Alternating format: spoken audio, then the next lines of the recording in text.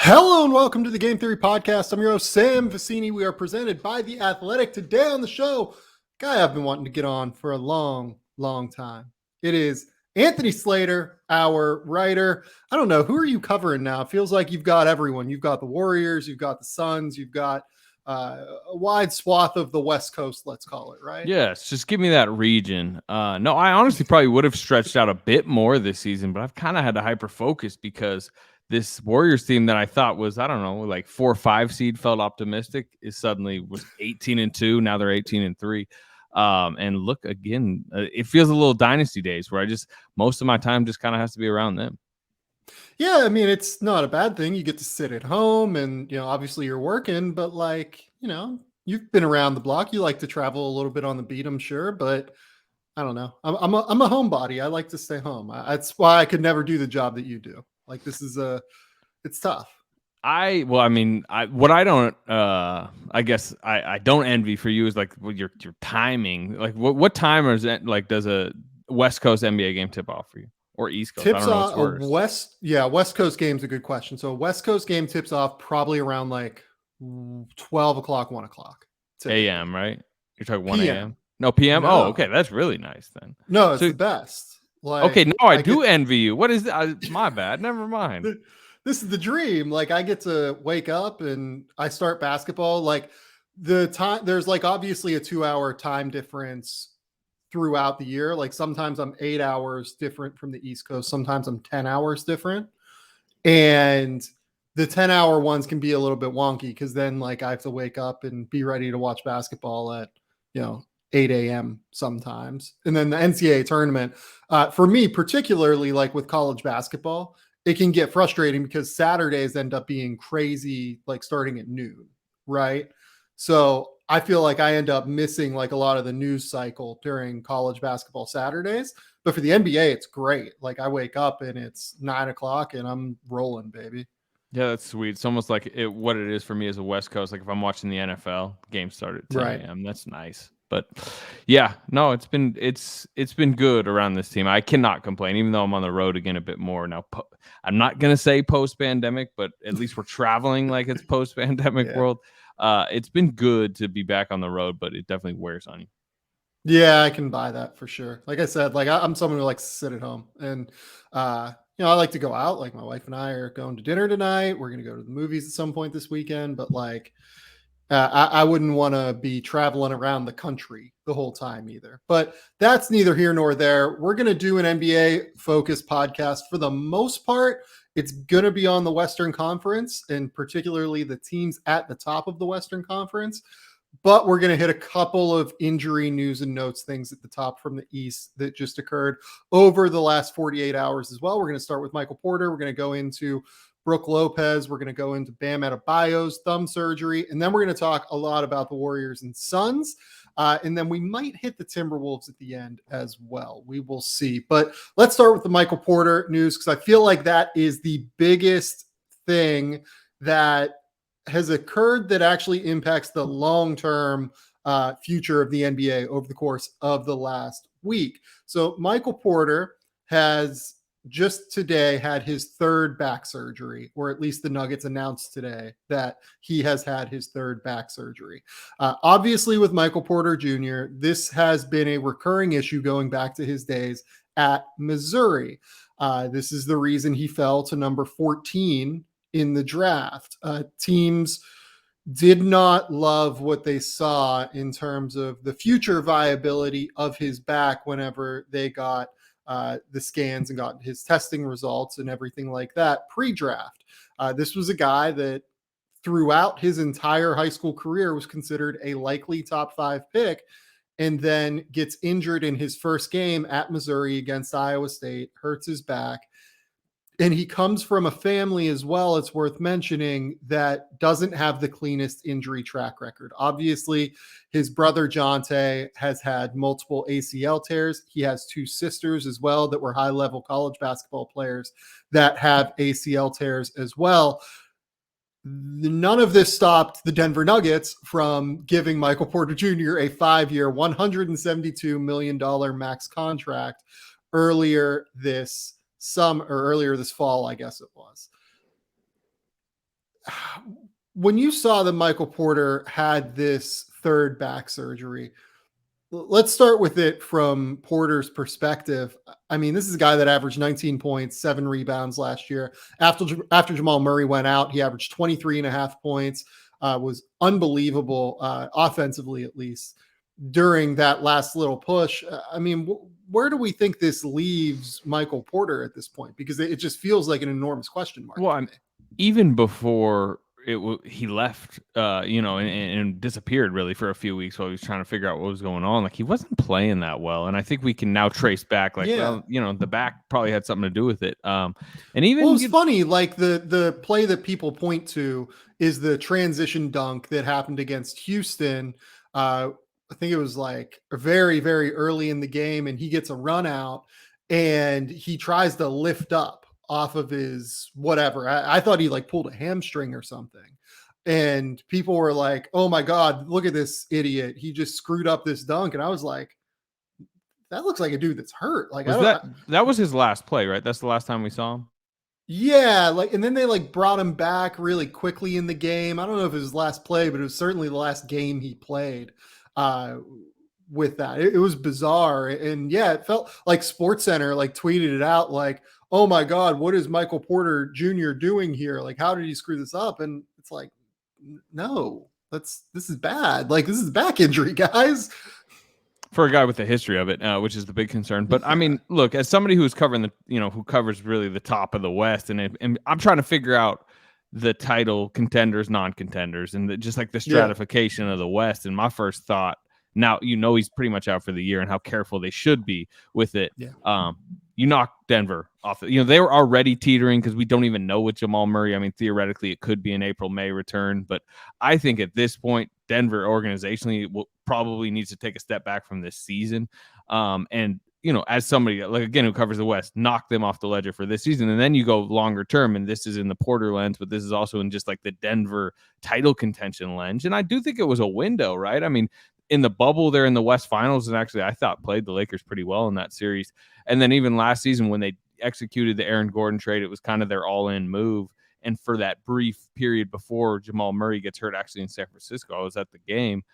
They actually look like, they could be a challenger, and it ended up being a West that they probably could have won if they were full strength. Yeah. I mean, Phoenix won it. They're solid. We'll get to Phoenix, but I just you start to view where Porter's career might be going.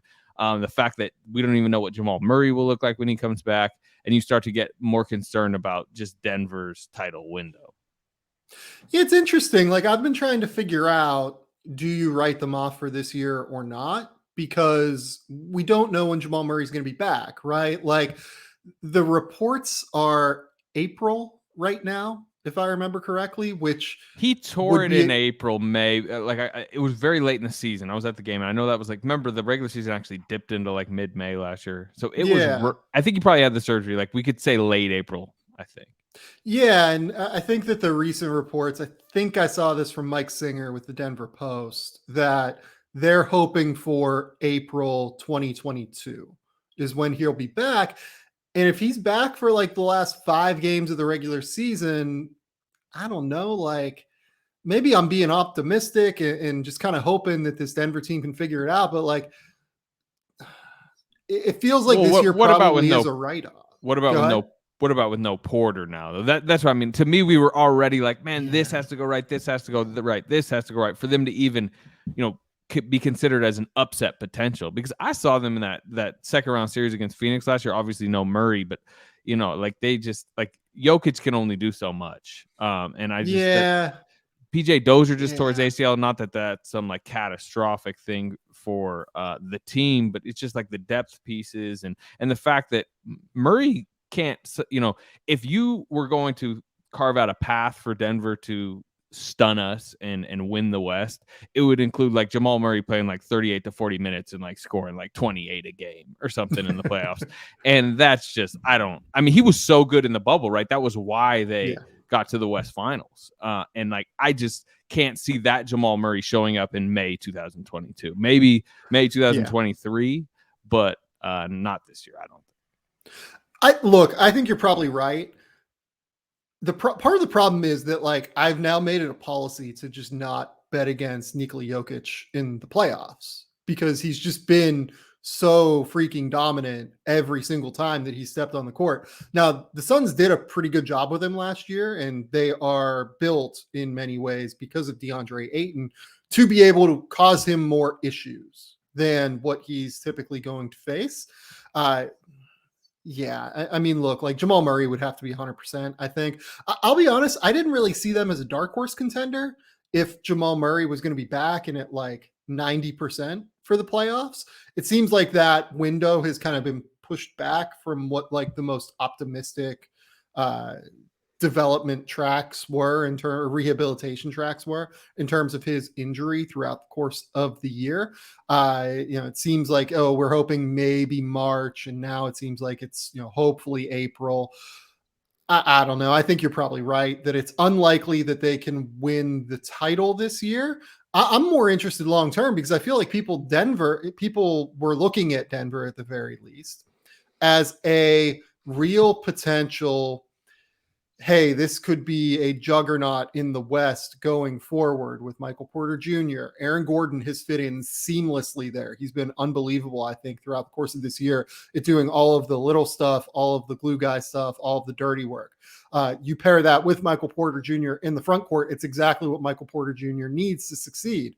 You throw in Jamal Murray, maybe you go out and you make one more move. That's a team that should be competing for the West title year in, year out, at least for the next 4 years while they have Jamal Murray, Michael Porter Jr. under contract, and you assume that Nikola Jokic is going to re-sign at some point. I don't know. It's interesting at this point. Like, how does this affect their long-term trajectory going forward? Do we think that they are still seen in the same light as a long-term contender in the West?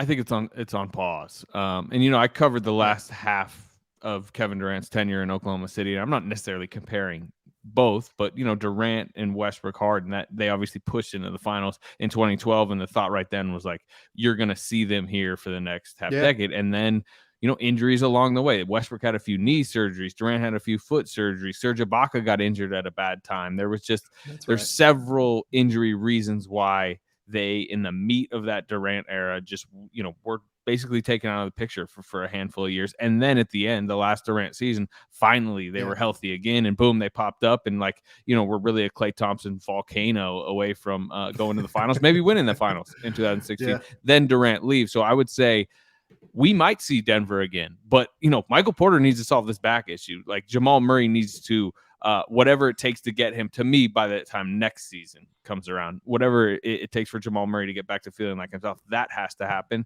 And then, once maybe that all coalesces, maybe we see them in a West Finals as a big time contender in a year or two. But at the same time, Nikola Jokic's clock then starts ticking a little bit like Durant's was ticking by the end, where it finally felt like the Thunder had coalesced again into what we thought they were going to be. But then, boom, the Warriors knock them off and Durant's gone, and then they're never really to be seen again. So that's just a parallel I would kind of look at. The thing with the Nuggets too, and this will be where we finish before we move on to the Bucks and Brook Lopez, because apparently today is back surgery day in the NBA. The Nuggets, throughout the course of the early portion of this year, really got by defensively. They just kind of made it work, right? They were a top 5 defense throughout the first 10 games of the season. You look at the last 10 games of the year that they've played so far, I believe that'd be going back 3 weeks now. They're dead last in the NBA. They're allowing 116.2 points per 100 possessions in their last 10 games. And that's just not the way that they can live. They really need to tighten up defensively and then just hope Jokic can carry them home offensively. We will see if that occurs. Let's go to Brook Lopez and Milwaukee. Now, Brook Lopez has just had back surgery, and Milwaukee is fine. They've been fine so far this year. Got the big win a couple of nights ago, and something just feels a little bit different about this team this year to me, just based off of what we've seen so far. Part of it is that I just don't want to be the overreaction guy a quarter of the way through the season with a Milwaukee team that had Chris Middleton and Drew Holiday play deep into the summer with the Olympic team. And Drew Holiday particularly put some pretty tough miles on his body during the Olympics, having to play as many minutes as he did. I always kind of thought they were going to start slow. The thing is that Giannis has just kind of carried them the whole way. Like, I think that there's a very real case that he is the best player in the league, along with Steph and along with Kevin Durant. I would say that that is your clear top three in the NBA right now. And Giannis has just been so good on both ends of the court that they've been able to get by. But there are some like cracks in the champion armor, I would say. And I'd be interested to hear what your impressions have been of Milwaukee so far. I'm not really worried about the regular season Bucks. You know, they had some issues early on. Like Middleton missed a chunk of time with COVID, right? I think it was COVID. Yeah. You know, and again, Holiday was out early with Lopez. After I think some of that is maybe the wear and tear of their packed summer schedule. You know, I think they're going to float through the regular season, and Giannis is such a force. He will drag them to a decent seed, I think. Yeah. But you know, if we just start talking Lopez, yeah, there's got to be concern on Lopez. I actually, when they signed DeMarcus Cousins, I was like, you know, something must be going on with Brook Lopez, right? I mean, like, and then that's when you know. yeah, for sure. And then a couple days later, it's back surgery with kind of an undefined timeline to return. Yeah. We would start to think about, like, my question would be, let's just say they didn't have Brook Lopez in the playoffs. Giannis can play a lot of small ball five, and really against Phoenix, I thought, a lot of in the finals, I thought they won with Brook Lopez off the floor. So I'm not like erasing their title chances if we knew Brook Lopez wasn't going to be there in the playoffs, but it does take away one of their, it chips away at one of their strengths, which is just size. When I think about maybe a Warriors Bucks series, I'm like, they're just going to have to deal with just like that mammoth strength of Milwaukee. And that's mostly Giannis, but it's just like the fact that Brook Lopez can be out there for 25 to 35 minutes a game usually. And I'm just, he's the guy who's had, we talk about Michael Porter, like Brook Lopez hasn't had back issues, but he's had foot issues, and he's getting older, and he's just kind of like got a big body that you could just see, it might have trouble aging. And totally. That would be Milwaukee's a bit more vulnerable, if Brook Lopez is just either hindered or just not there in the playoffs. So here are the two things that worry me based off of that. First, they don't have PJ Tucker this year, and he was the critical piece, I thought, that they acquired midseason last year that made those small ball lineups as effective as they were. Like, we can talk all we want about like PJ Tucker's ineffectiveness offensively, but NBA players respect him to some extent on offense as a corner 3-point shooter is the very least. And then on top of it, his defensive toughness, particularly in that series against Kevin Durant. Look, Kevin Durant murdered them in that series, but if they don't have PJ Tucker, I think he murders them to the point where they get eliminated in the second round of the NBA playoffs. So I get why people still devalue that to some extent and devalue PJ Tucker, but I think that's a mistake. The second thing here is that you look at the Bucks defense over the course of the last few years. It's been built by shutting down the area around the rim. So far this season, Milwaukee has not really done that. You look at their stats the last couple of years, they finished first in percentage allowed around the basket on non-post-ups, according to Synergy in half-court settings in 2019-20. They finished second in that number last season. Right now, they're 20th in the NBA in that number. And that's the result of not having Brook Lopez. Now, Giannis is doing every single thing he can.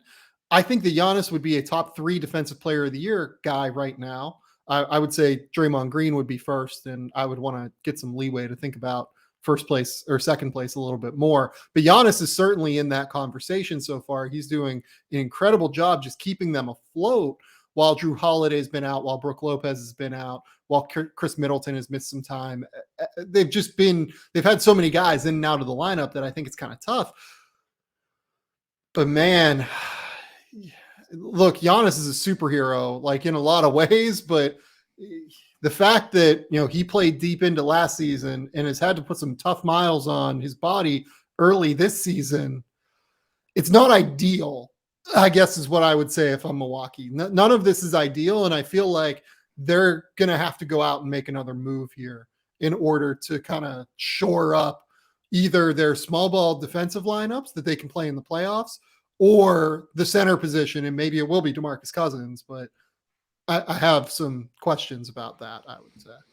The marathons wear on you, the seasons. Yeah. I cover the Dynasty Warriors every season afterwards. There was more physically tired, more mentally tired. Yeah. And, it's kind of what we're mentioning with a lot of these Milwaukee players.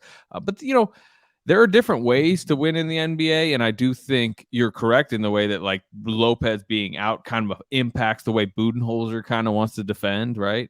Yeah. But to me, if Budenholzer could show his adaptability, like there are different ways for, like, I think they have the components to win in a fun small ball way. I mean, is there a better small ball five in the league than Giannis? And obviously you got wings, you got Drew Holiday. I mean, what type of, small ball environment guard is that? So it might test Budenholzer a little bit more, but I think if the Bucks went into the playoffs and you guaranteed me healthy Giannis, healthy Drew Holiday, healthy Chris Middleton, and, generally some of those fringe pieces, the Bobby Portises, even the Grayson Allen, who's hit a bunch of threes this year, those guys are there. Maybe DiVincenzo's back. I don't know what his status is exactly at this point, but that's still like you could concoct that into a tough playoff team to face, even without Brook Lopez. Yeah, I think so too. Like, I don't want to overreact to it, but it does create more wear and tear, I think. And I think that that's a really good way to kind of finish it.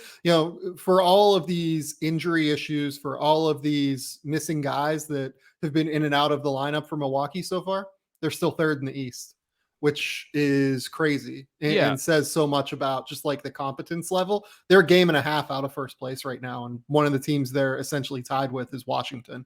For second place. I would also say to them, and I think they're probably operating under the assumption, don't obsess over the first seed. Don't obsess over second or third. Right. If you're the fifth seed going into the playoffs, but Giannis is refreshed, that's more dangerous than, Giannis is tiring you into, he's dragged you to the second seed just to get game one in Milwaukee. Like, no, you need to, really kind of pick and choose your moments in this regular season. If that means a 3-game losing streak in February, okay, whatever, as long as you're in the playoffs. Okay, the last injury issue that has come up in the East is Bam Adebayo. He's going to miss 4 to 6 weeks with thumb surgery. This one actually does concern me a little bit more because A, Bam Adebayo, a better player than Michael Porter Jr. and Brook Lopez. B, Miami's depth is just not there. And they are the kind of team that I think really will struggle to manage the loss of Bam Adebayo. They've lost 4 out of 6 recently. Dwayne Dedmon is their starting center. Like, there was a point a couple years ago where I thought Dwayne Dedmon's NBA career might have been done. They need to go out and find someone in the front court because right now it's like Dwayne Dedmon. I think they're going to, are they trying Yurtseven? I think Yurtseven's being attempted by them. Yeah, I was going to say, like, you're going to try Omer Yurtseven, and like, by all means, Omer Yurtseven like had a great summer league, and we'll see if he can execute like some of the versatile defensive structures that Miami tends to like to run, especially with Bam. I'm a little bit worried about Miami because they just have much less margin for error than other teams. Because I would have thought that like they would have liked to have ridden Bam Adebayo like 30 to 35 minutes a night, almost all 82 games, in order to get guys like Kyle Lowry a game of rest here or there, Jimmy Butler a game of rest here or there, and hope that they can get to the playoffs, in one piece, and then play the kind of versatile lineups and be the kind of tough mismatch nightmare team that they have potential to be in the playoffs.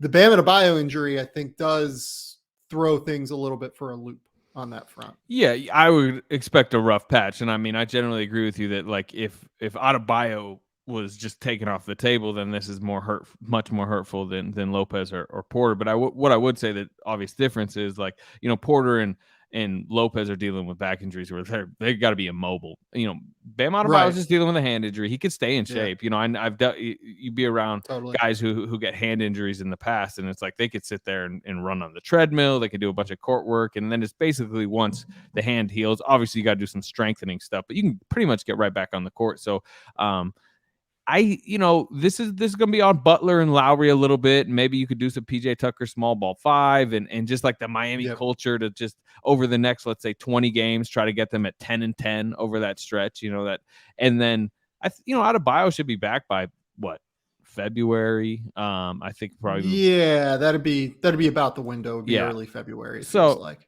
So, I mean, look, if there's a deal out there to be made that you could boost your front court, make it. But I don't necessarily think it's like a must. To me, it's just like, hey, these dudes that are just built their entire careers on like survival and like physicality and winning games that maybe they're underdogs in, like, just go do that for a month and a half, and then you'll get Adebayo back. And in general, as we talk about, you just want to be there for the playoffs, and seeding doesn't matter. Maybe they're the 6th seed. Would you want to face the 6th seed Miami? That's healthy. That'd be a scary thought for whoever's up at 3. Yeah, I absolutely would not want to face the 6th seed Miami. What worries me is, look, I mean, we're a quarter of the way through the season. We're so early. I would expect Miami makes the playoffs and not the play-in, but like the East is deeper this year. Atlanta right now is in the play-in. Boston right now is in the play-in. The Knicks right now are in the play-in. This does not account for Philadelphia, who is sitting in 11th in the East because Joel Embiid has missed quite a bit of time.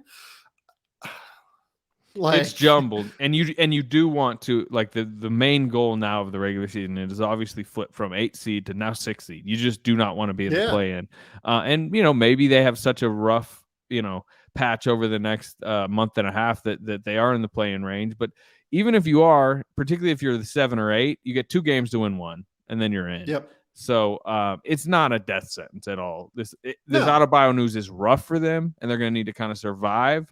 But I still long-term view them as dangerous as I did. Yeah, no, I view them as just as dangerous as I did in the playoffs. I think that this might make it significantly harder on them, because I think that instead of the playoffs being almost assured, I don't think the playoffs are an assured thing right now. I would say that they're going to have to like make sure that they stay out of play-in. Like, they're going to have to play hard to stay out of the play-in range. It's setting up for Jimmy Butler's dark horse MVP ride, right? I mean, he was already getting some early season buzz. If he can just, keep them afloat right now, maybe he'll really get into the conversation. Yeah, I agree with that for sure. Let's take a quick commercial break, and then we're going to talk about the 2 teams that you just saw earlier this week, and we'll see later this week as well.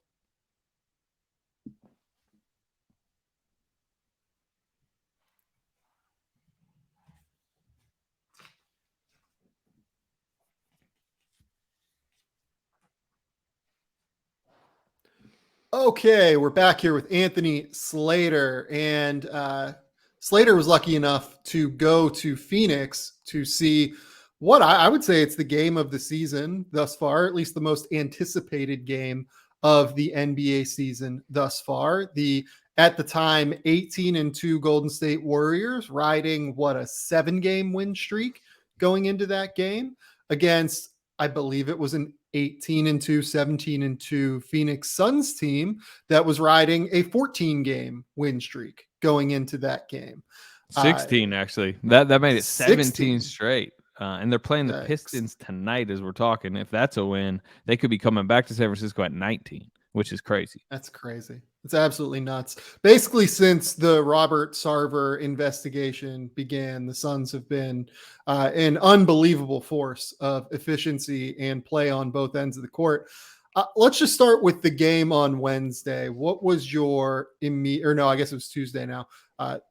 Australia has the days just totally fucked up. It's the worst. Yeah. Let's start with your takeaways from that game on Tuesday. Yeah, I thought it was Phoenix's defense was my main takeaway. Yeah. Just that, Warriors played a pretty good defensive game. They were top defense coming in. I thought they held Phoenix down, but they had trouble scoring. And I've seen so much this year, the Warriors just blowing teams out, mostly, mid to lower tier teams who just don't know how to cover Steph Curry. And I don't even just mean like they can't guard Steph Curry one-on-one, like all the Steph Curry off ball action. And then all the stuff that comes from that, the slips, the pin downs, the misdirection, some of the Draymond Green stuff, like young defenders or just bad defenders are just lost out there. And the Warriors, that's why I believe they entered with the third best offense.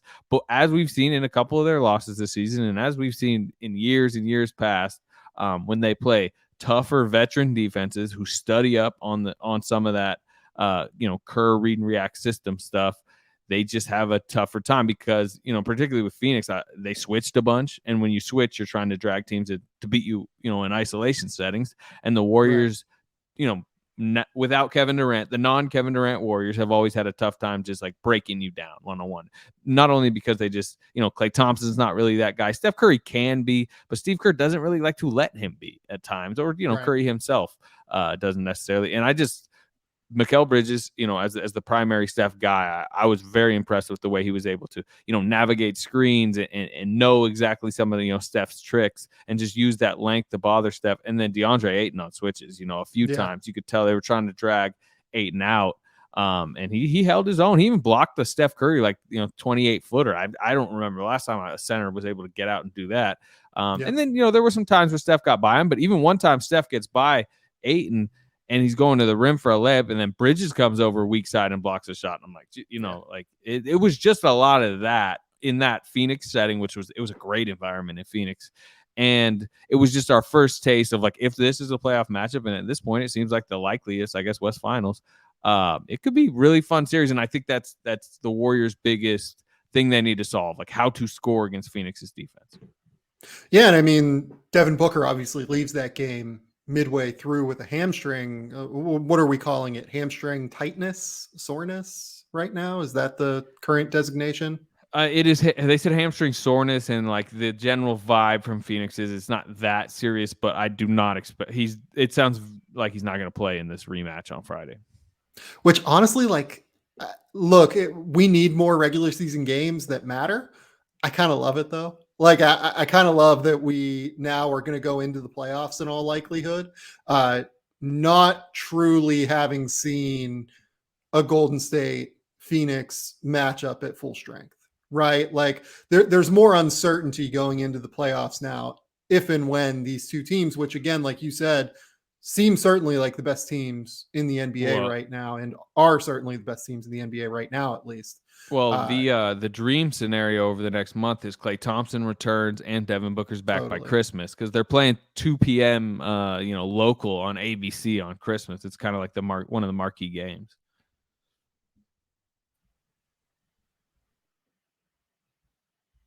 You good? Yeah, I'm good. We're back. Okay. Yeah, you're right. I forgot that they play on Christmas. Yeah. It's a big game. I think the NBA kind of, I don't want to say stumbled into it, because they're like, Warriors are fun. Phoenix was the West finalist, but to me, I can't remember who. I think, is it Lakers Clippers that day?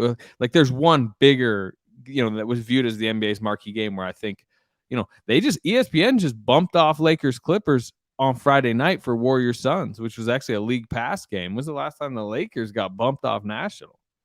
Yeah, that's a choice. I would imagine that LeBron's COVID issues right now played a role in being able to do that at this point. But yeah, I'm glad you brought up the Phoenix defense. I think that is the thing that just totally has continued to blow me away. I thought that, you mentioned Mikal Bridges, that Ayton was the guy to me. I thought he was unbelievable. That game was in one single 48-minute, stretch, every reason why the Suns should have no issue giving DeAndre Ayton a max contract.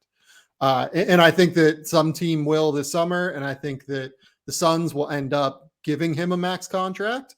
I think it'll probably be one of those Otto Porter type deals where there are poison pills attached to it and a player option in year 4. And it'll make it harder for the Suns to keep Ayton for 5 years as opposed to 3 years, which they could have done by signing him to an extension.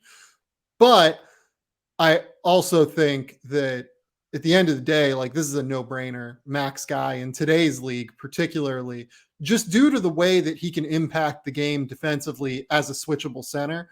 I remember when DeAndre was coming into the NBA. I mean, this is a guy that people like murdered defensively. Like they thought he was terrible on defense. They thought it was an awful number 1 overall pick because of the defensive side of the floor. And look, I think that there was some reactivity stuff around the rim that was a concern, but you looked at the way that he switched at Arizona. I mean, he essentially played the power forward spot next to like a big 7-foot Serbian kid named Dusan Ristic at the center position and had to guard on the perimeter regularly at Arizona. He had to hard hedge and recover out in Sean Miller's ball screen system and showed that he was as mobile as he is. And you just look at the way the NBA was going. I always thought that he was going to be at least an average, if not a plus defender going forward, because having guys like that who are 7 foot tall, who then also can seal off and finish and take advantage of mismatches on the block or in pick and roll settings off of switches. I mean, those guys are worth their weight in gold at this point. Like I thought that DeAndre Ayton was absolutely incredible. You mentioned all of him being able to defend in space against Stephen Curry. I mean, that's the test right now in the NBA. That's like the number one thing that a switch center needs to, or doesn't even need to be able to do, but it's like the expert level, level at the end of a video game, right? Where you have to beat the final boss. Stephen Curry is the final boss when it comes to defending in space in the NBA, I think. And DeAndre Ayton acquitted himself incredibly well. And I think that the other thing that you saw with DeAndre is something, again, that you mentioned that I think was really, really smart. The Warriors run all sorts of weird, just slip actions, and they run all sorts of misdirection stuff. And Draymond Green and Stephen Curry have like some fucking mind meld shit going on where they've played together for a decade and they know where each other's going to be. And I thought that Ayton didn't get lost on really any of that stuff, which is a credit to him. And I think it's really remarkable. Yeah. It's this summer, because, there's thought with Ayton around the Warriors that like maybe James Wiseman could arrive on a similar developmental curve, obviously. So I went back and watched a bunch of Ayton rookie film, and it is really bad. He just doesn't know what he is. He's on like the 28th ranked defense. I mean, Phoenix stunk that year, lottery team. He's basically, like, you could tell he doesn't know schemes, but he's also just doing weird stuff. Like he's trying to intercept a guard's like crossover and just diving on the floor when there was no reason to. He has made such a leap over a few years. And I was talking to somebody within the Suns actually after the game, like, oh man, how good did Ayton look? And there was definitely like I just wish he could bring that every night. But then because he has not been like unbelievable to start the season. He was in that game. Yeah, he's been fine. Yeah. But I think there was more of a, man, if we got that Ayton every night, think of, and then it was like, well, it was a big game, and you'd rather, if a guy's going to show up only for moments, you would rather he showed up for the big moments. And what he see. That's, reputationally, that's kind of what he's building, because lights came on in the playoffs last year and he was better than he'd ever been. And that's something, as you talk about, max deals, the max deal for him, that's, if he's just going to show up when it matters most, that's all you really need. I mean, they're going to be a good seed in the playoffs. And if the playoffs and those big time moments bring it out of him, and he is that type of player, like that was a great environment the other night. And like you said, a tricky team. And he was just alert and aware and physical, right? He was getting a few times he got Draymond deep in the paint for a hook shot. Like, big struggle to do that. Nikola Jokic struggles to do that. It was really impressive. It's round one. I'm very curious. Now, they go back to San Francisco. You're going to have a little bit more of a motivated Warriors. They don't want to be swept in this like 1-2. Yeah. They're going to, they're going to watch film and scheme up a little bit. I could see them targeting Ayton with some other different, misdirection stuff, because they have counters off of their counters. I want to see him in that, play Friday night. But in general, like if this was a playoff series, we'd be, between games 1 and 2, we would be talking about like the adjustments the Warriors need to make to Ayton. And I haven't talked about a traditional center like that with the Warriors in a while. Yeah, it was interesting. Like with Ayton, I think for a long time, people thought, to bring it back to Draymond Green, you've heard Draymond Green talk about the 82 game player versus the 16 game player probably as much as any media member. And I mean, I think that the concern with DeAndre was that he's an 82 game player, not a 16 game guy. And then the lights came on last year, like you said, and it was just abundantly clear that like, oh, he's he's a a 16 game player. and he's not an 82 game player. He's actually better in the 16. That's what it seemed. Draymond Green's Right. the belief is Draymond Green coined that phrase because he told Larry Harris that, and then Larry Harris relayed it to us. Is that true? As somebody who's in draft world, do you think Draymond Green coined the 16 game phrase? Look, I've always kind of attributed it to Draymond, but like, I don't know, man. Like, you know that better than I do because you know, it is like, the man. I put it out there through, it was when Draymond, and it's funny that it's when Draymond drafted Jacob Evans. I don't want to say Draymond did, but he was part of the draft team that came to the consensus that they wanted. By the way, I really like Jacob Evans too. Like I was there with Dre on that. Yeah. But the belief then was they were drafting a plug and play, like, older prospect that they could use in the 16 game schedule. They're 16 win, it should be. But, and I put that out there, and then that became a coined term from Draymond, 16 game. I was just wondering if it was something that was just always around on the periphery. It had just never been taken to the public. Like Draymond definitely took it to the public. Yeah. Look, like I've heard like throughout front offices, like, oh, this guy's a playoff guy, versus a regular season guy. Like we think we can win with him in the biggest moments. But like a lot of the time, front office guys almost attribute it to mentality as opposed to play style. And I feel like where Dre, or at least, whoever coined it, let's say, I feel like where Draymond got it right was attributing it both to play style and to mentality. There are guys that are going to be able to switch defensively, and they're going to be able to hold up in the biggest moments on the court. There are guys who are tough and physical and have all the attributes that you want that just like can't hold up, right? Particularly like big, right? That's can't really play in problem. space. Yeah, or point guards too as well. Mm-hmm. Like smaller point guards often get hit as well. So, really. Like Lou Williams is probably a good example where like Lou Williams, like he's certainly got a playoff mentality. Like nobody's like questioning the mentality, but it's just like physically the playoffs get here and it's just tougher for you to survive. Yeah, no, 100%. So it's funny too that Devin Booker, it's not funny, but like it's interesting, I guess, that Devin Booker got hurt in that game because he was starting to get going offensively over the last week. When in reality, he's like not been incredible offensively throughout the year. But I think that what Devin Booker has shown throughout this year, as much as anything, is real growth throughout the rest of his game. Like Devin Booker is not a negative defender anymore. Like he's just not. He's, if anything, like a little bit above average now, I think. He's a really, really high level passer. You don't really see the like bullshitty, like over dribbling stuff that you would whenever he was younger. And this stuff all changed last season to an extent, but I think that it's gotten even better throughout the course of this season as well. The fact that they're on this winning streak while Devin Booker has been not incredible offensively, I think is just like crazy to me. It's absolutely nuts. Yeah, I mean, I think the playoffs, Olympics back to back for Devin Booker was such an informative time. He was ready for the playoffs, but I think for him to feel it, to go through the nightly scouting reports that the playoffs, you talk to, people who have been through the gauntlet several times. It's like, it's two different worlds once you get to the playoffs. It's like genius level basketball compared to like, we're just doing like regular algebra essentially. And I think, that has just smartened Devin Booker to, you could just tell how smart of a defender he is now. And then to go to the Olympics where, he's kind of a role player. And I think to, live in that role player environment at times is very good for him. And I think I agree with you. You could see that in his early season play and in their winning streak where it's like, it's not, in the past, particularly when he was younger, it was like for the Suns to win, well, he just kind of had to score like 50. Now it's like he could score 23, but he might have had a really like large impact on every area of the game, and they're going to win the game because he was really good on the floor. But you know what else you saw the other night with him out? Like they're just a complete team. They can lose a guy and they're still really tough to play. To me, that wasn't like the Warriors let their guard down and like allowed a undermanned Suns team to beat him. It was like, no, it's like Phoenix was really tough for them to score against, even after Booker. Yeah. No, I think that you hit the nail on the head with that.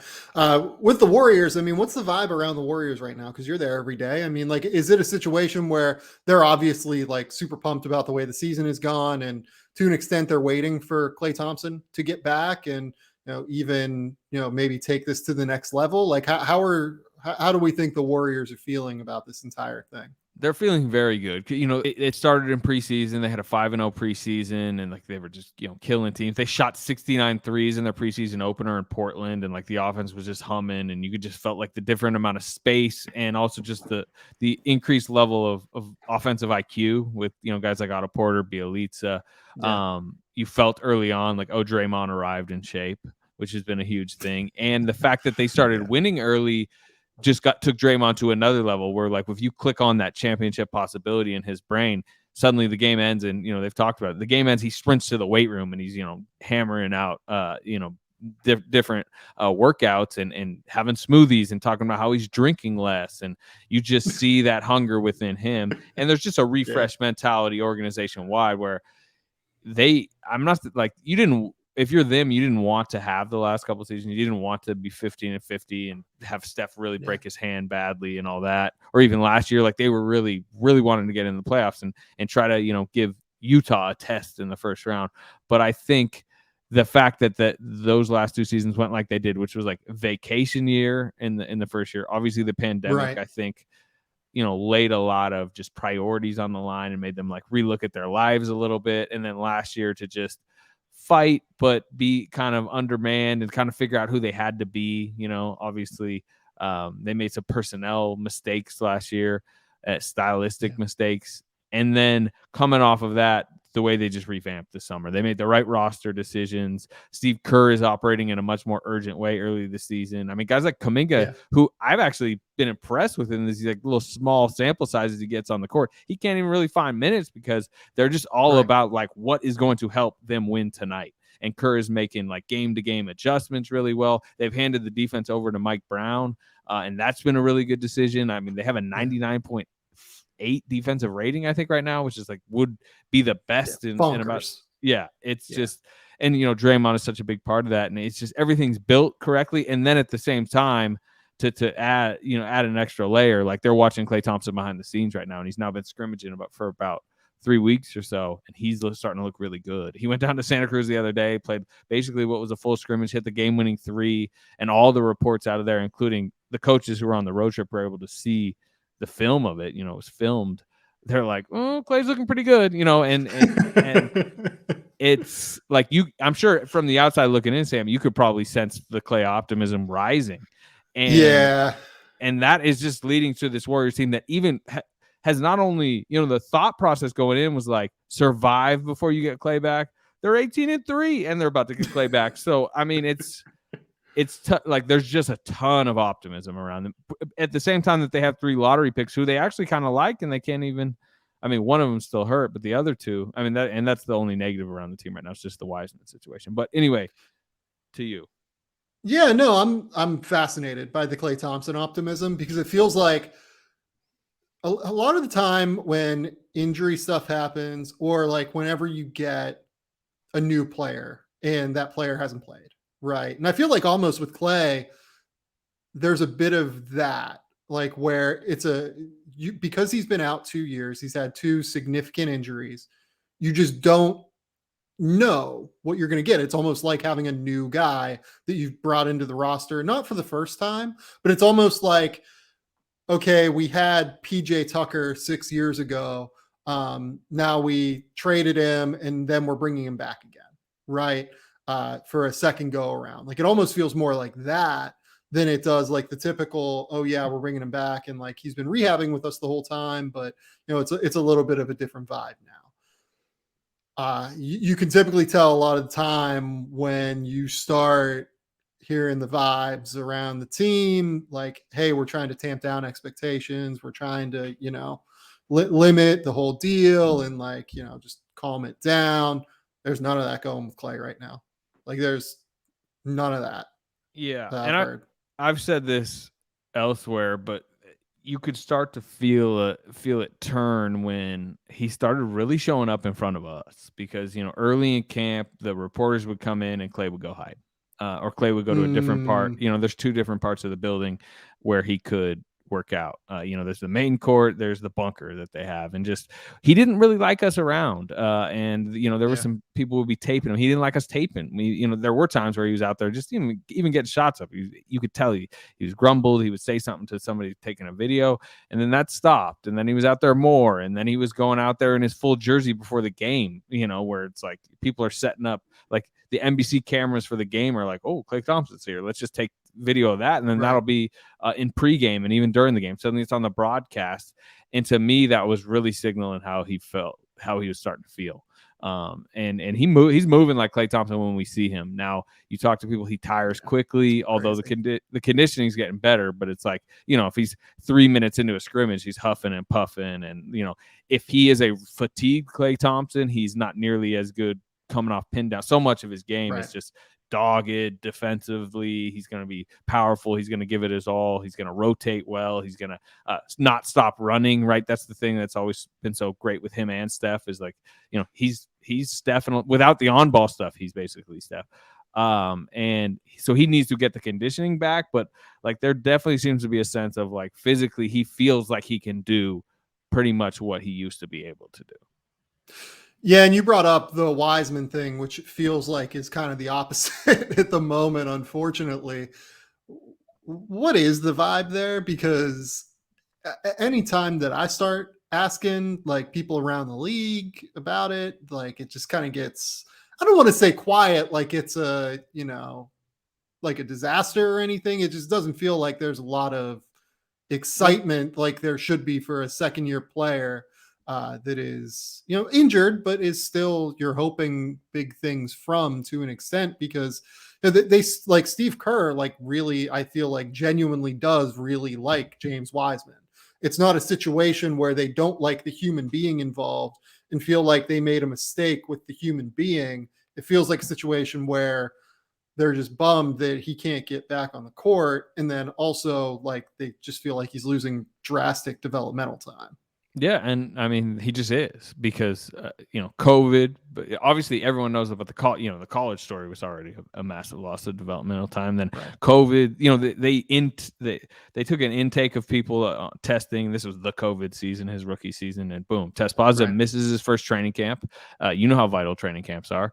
They still started him game one. He didn't play in any of the preseason. They're like, let's just throw him out there, see what he does against Brooklyn on TNT. He actually had a pretty good night, but that over the course of the first month came to be obvious that was a mistake to just throw him to the waters and not simplify his role. They were still having him try to run a lot of the Warrior stuff as like a big and the pinch post, and he's doing bogut DHOs, and like he just wasn't ready for that. Maybe it was good for him to feel that and learn all the mistakes, but it definitely and like as someone who saw him like from the time that he's been like 16, he's never done any of that shit. Like never done any of it. And again, maybe 5 years down the line, somebody will interview James Wiseman and he'll be like, it was so great for me to feel that type of stuff, even though I was doing it terribly, it was making him look bad. I don't know, but it just created a chaotic developmental environment that beyond just like missing time with injury, like it was just they didn't handle him well last year, and like it was a franchise that didn't. Like they needed to make those mistakes because they hadn't dealt with a top pick in so long, right? I mean, they were just getting 28th overall Jacob Evans type. Can we plug and play you as like our ninth man, not like second overall raw centers with this just extreme skill set. So like that obviously went poorly. And then even in the moments where last season, and there were some like brighter little patches for Wiseman as a rookie. Yeah. Every time there would be a setback. He fell on his wrist on an alley-oop that he actually completed. He was playing a really good game. Boom, misses like 10 games, sprained his wrist. Comes back. It's not going well. He seems a little behind again. Defensively, he's not seeing the pictures as well. But eventually he gets a little bit over that. They finally started running much more pick and roll for him. They went very pick and roll heavy with him and Steph for about a 5-game stretch. And it was, in those little moments, it was going better. And then boom, tears his meniscus. And then the thought was they came out. They were like, we think he might be ready for training camp. Like that was publicly said by them. In retrospect, they probably shouldn't have said that because he was not ready for training camp. Missed a second straight training camp. He's never even had an NBA training camp at this point. And then now, for right before they went on the recent, or not even this road trip that I was just on to Phoenix, there was one, a week prior to that where they were out on the East Coast for about 8 days. They left they left Klay Thompson back in the Bay Area, and it was the first time he was going to do fives. And they said, we hope Klay and James will be able to do fives together. That was the thought. And then we get on the road trip, and they're like, well, Klay was able to do fives today, which was a huge milestone for Klay. But they're like, James isn't ready. And now we're sitting here, 2-3 weeks later, and Klay's getting pretty, close, and you're hearing some really good things. And then you're like, well, what about James? And all they're saying is, oh, Rick hasn't cleared him yet for full contact. He's just doing individual stuff on the court. And he's around, you see him, and like there's been a lot of like he's got a great attitude about everything, and which I believe. Like you'll never hear people say a bad word about James Wiseman. Like just like as a human being, like really positive stuff about James Wiseman as a human. Yeah, but the problem is like the loss of development time, obviously, and then the fact that like they're building this like ship, this Titanic of a team right now without him, and he's gonna come back, and he's still gonna be in this paused like early stage of development, and it's gonna be tough to say, all right, now go play on this like championship contender that it lives in with this identity of small ball, read and react, like, passing and everything. And, they're going to try to find him 12 minutes, second unit, some pick and roll stuff with Poole. I think, that seems to be the sense I got, but I was getting that sense a month ago when it felt like he was much closer than now. I'm like, can he get in a scrimmage yet? No. Okay. He still can't. So again, it is the one very, like, I guess you would say negative story going on around the team, but it's something to monitor because we're now nearly a year and a half into his career, and that's where it is. Yeah. Part of me, like, I've been trying to figure out, like, would it be good for him to be in a situation where he can just play and play through mistakes? Or is it going to be better for him to be around guys like Draymond Green, be around guys like Steve Kerr, even like Kevon Looney, like I think would probably be very beneficial to him just in terms of like learning where you need to be rotationally. Every single play, you're going to be there. He's always in the right spot. Even just seeing him from the bench, I'm sure has been beneficial in some respect to James Wiseman. I think that I prefer that he stays there for the next like year and a half and we see how it goes, because I do look like the Warriors are the team right now in the NBA. I think that among the elite certainly have the biggest latitude potentially to make like a significant move. They have all of Wiseman, Kuminga, Moses Moody, if they really want, to where they could theoretically make a big deal if they decided to go down that road because they want to be a competitor. Right. They not only want to be a competitor, they want to take it to the next level to where they can be like the number one apex predator in the NBA. Right. And they might be that right now, even without that move, but they could like even take it to the next level, because if a star comes available, they are as well positioned as anyone to make a move. You would think James Wiseman would be a part of that, but in terms of his development, like I kind of think it'd be good for him to be around like the Warriors. Like even if it takes a few years, he's still only 22. Like next year, he'll still only be 22. Like there's still so much time for him to figure it out. He's getting paid a shit ton of money. Like just sit, learn, be around the team, hopefully get your 10 to 12 minutes whenever he gets back. I hope that opportunity comes, I guess, is where I'm at. Yeah, and there is organization, like he's a priority in the organization. Some would say too much, I mean, because you're mentioning the trades where I agree with you in the general like larger scope view of like, man, if they cashed in, but part of the reason that hasn't like gone to the next level yet in terms of importance is that there's just like not the dude available right now, right? Like the guy that they would make this big swing for is just like not out there. Yeah. But even if he was, like, they would have a really hard time. And I say they, like Joe Lacob is top of this list, and he is the one at the end of the day that gives the final green light. Like he's been quoted as saying James Wiseman is a once in a decade prospect. You may disagree with him, but the guy in charge of the Warriors, or at least at the top level of the Warriors, thinks that, and still has that same belief. And they brought in Dejan Milojevic from Nik Jokic's coach from Serbia, and like I see them working all the time post practice, doing a lot of I think, very creative, good, fundamental stuff with him. And their belief is that, yes, what you're saying is like, right, like by the time he's 23, 24, he will look back and the basketball world will look back and go, man, this was a great developmental like situation for him, even if he didn't show the world that he should have been the number 2 overall pick by, season 2. The belief is season 3, season 4, boom, it's going to sparkle like Jordan Poole, but like, times 5, basically. Is that what they believe? We will see. And they should believe that, because they certainly don't have the other situation where they can just roll the ball out for 36 minutes and let him play. But the problem is he can't play 5-on-5 basketball right now, and he's still can't. And it's, we're now more than 7 months post meniscus surgery. Like, it's just taken really long. And for like, they want to take a patient approach with him, but like, for them to even start this patient approach, he needs to be able to play basketball, and that's the concern. Let's finish really quickly on the Minnesota Timberwolves, who are just like one of the more fun teams that I enjoy watching in the NBA right now. They've won some like close games here and there. Like, they won a game against the Pacers earlier this week by 2 points. They beat the 76ers by like a point. They beat I'm trying to think, like, what was the other like weirdly tight game? They played like another weirdly tight game over the course of the last couple of weeks, and it was just like a really fun game. And then they've also just like had some crazy fucking offensive explosions that are just like the most fun to watch in the NBA. Karl Anthony Towns had like a really scary fall last night. Apparently everything looks okay on that front. He might miss a couple of games here and there. But between him and Anthony Edwards, like, there are very few teams that I enjoy watching more in the NBA right now than the Minnesota Timberwolves, just because every night you're going to get something that is at least enjoyable. And I don't know that, look, I enjoy watching the Warriors probably more than any team in the league, because their style of basketball is just incredibly fucking aesthetically pleasing.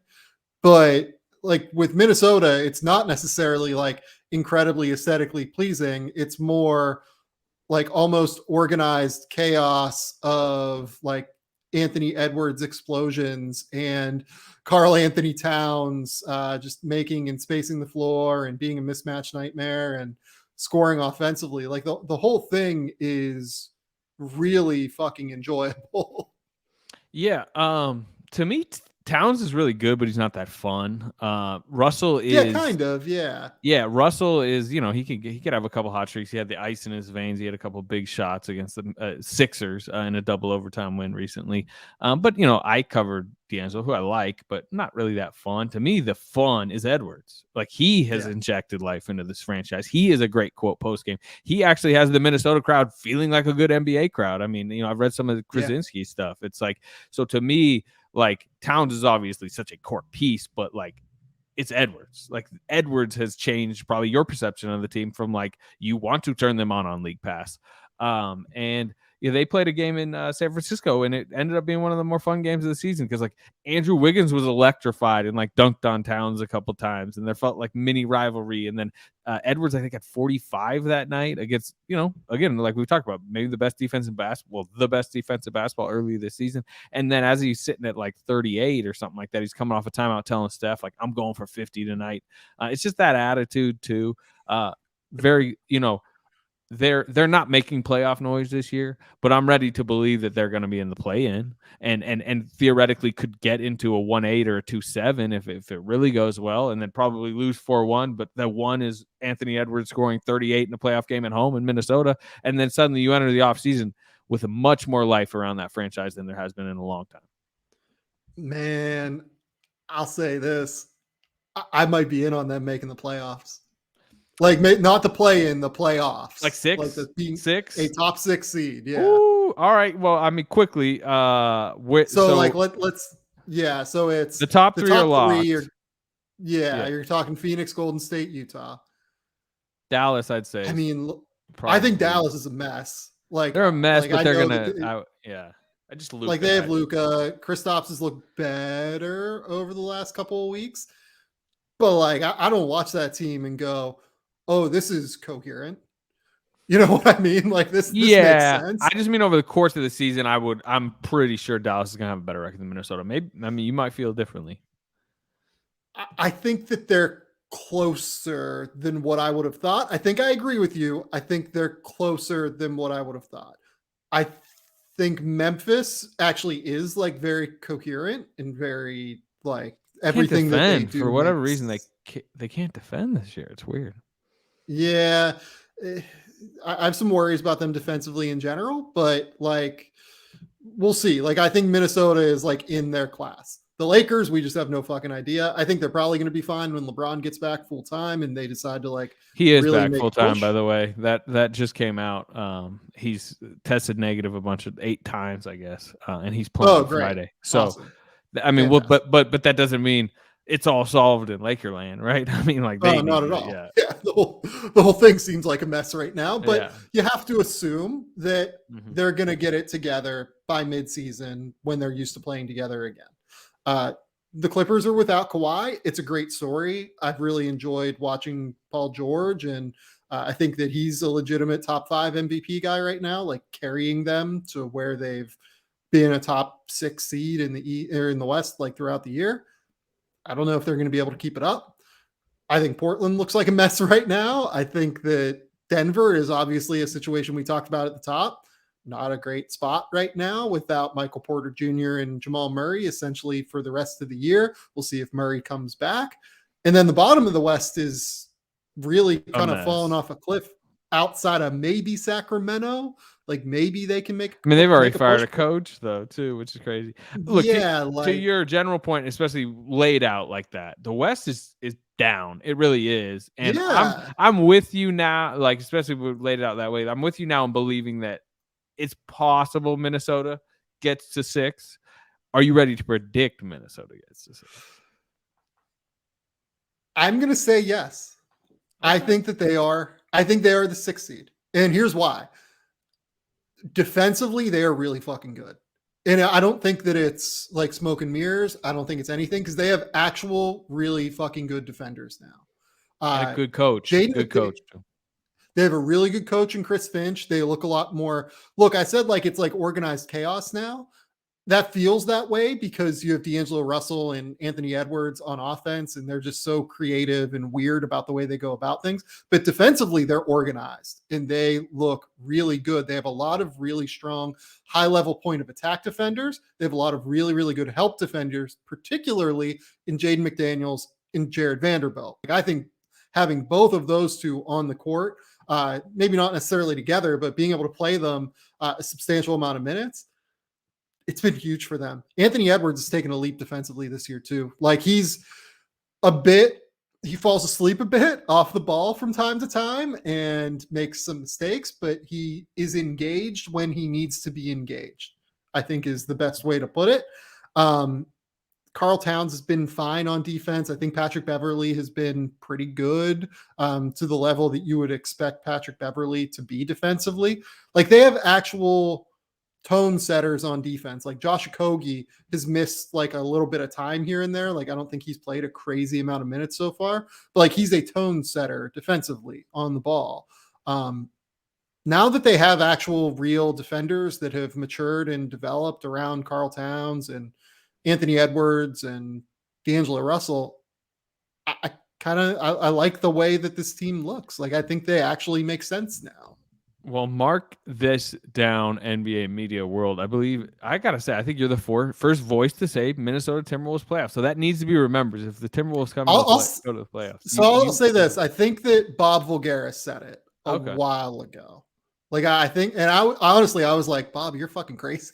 Like I was like, he said it like in the second week of the season, and then they went on like that big losing patch or whatever, and I didn't believe it at all. Like I was like, oh, how is this going to work?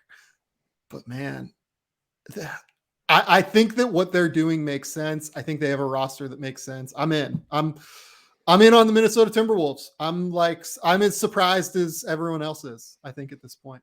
That might need to be the title of this podcast. I'm in on the Minnesota Timberwolves. I am in on the Minnesota Timberwolves. Slater, before we go, I ask everyone, have you watched any movies recently? Come on, give me Oh, some movie geez. takes. Which one did I just recently watch? We watched one the other day. What just You came got out? flight, Well, flight King here. Richard. King Richard. We watched the one about Serena's Yeah. father, Serena and Venus's What'd you father. think? I thought it was good. You know, it was interesting because, like, obviously, the Williams sisters, but I'd never, and I knew the dad was a presence, but I Yeah. never like read the backstory or got a detailed backstory. I thought it was very interesting. You know, it very much detailed Venus, like, you know, because Venus is the older sister, Venus was the younger superstar. Like, Serena's character was like not really gone into that deeply, except there'd be a couple scenes where they're like, you know, the father would go to Serena and be like, you know, I'm bringing you up in the shadow to, you know, create your hunger. And like the funny thing is, you're sitting there watching like this little one who they're not even paying attention to is going to become like the greatest of all time. It's interesting. I don't know. Right. I just enjoyed it from number one, just a background standpoint, just to learn more about, you know, that rise. And also I thought it was well acted. I mean, you get Will Smith to be, you know, the lead actor. And I thought they casted well. Other than that, anyone who hasn't seen it, I would suggest it. It was a good movie. Yeah, the girl who played Venus Williams was really good. I think her name is Sanaya Sunday, something like that. She was really, really good. Will Smith was really good. I liked it. It wasn't like, look, it's getting like Academy Award buzz. I was like, I don't know if it's that, but Everything gets Academy Award buzz these days. yeah, this time of year too, right? It's going to happen. The thing that frustrated me about it is I don't know if it ever made a case for it to be centered around Richard Williams as opposed to Venus, because like it's the kids' stories. Like the kids are the ones who accomplish this shit, right? Like you actually made like the best case I've heard yet. Like it's a really interesting story in the background of these girls' lives, right? That a lot of people don't know about. Just Richard Williams being who he was. He was like a public figure at the time, but I think that maybe there isn't as much about the struggle that they went through during their early lives. But like even the parts of the movie like that were more centered on Venus Williams, I thought were just better. Like I had more fun like watching her try to figure things out. Like I thought that was cool. So I think that what frustrated me is I would have rather watched the Venus Williams movie and not the Richard Williams movie. Yeah, and maybe there will be. Like it's funny they got to the end. I'm like, all right, is there gonna be a part 2 where we can get more Serena? But Venus and Serena were very much involved. EPs of the whole movie. So I guess that they really, I think, wanted to tell the story of their dad, who they clearly feel was very influential. And I think that the movie does kind of show you how much of a driving force he was, even if again, we don't need to get too deep into like the psychosis of it all, but again, I would just, if anyone wants to see it, I thought it was a good movie. Yeah, I would recommend it too. Like I didn't like come away with it being like, oh my God, like this is amazing, but I would recommend it. Like I think it was a nice little movie for sure. All right, Slater, tell the people where they can find your work. Tell the people where you can be found on The Athletic, on the internet in general. Where do you want people to find you? The Athletic is where I would say I put all of like the denser reporting that I do. And Sam, I think you would agree with me. I think people should subscribe to The Athletic. I think there's a lot of good content on The Athletic.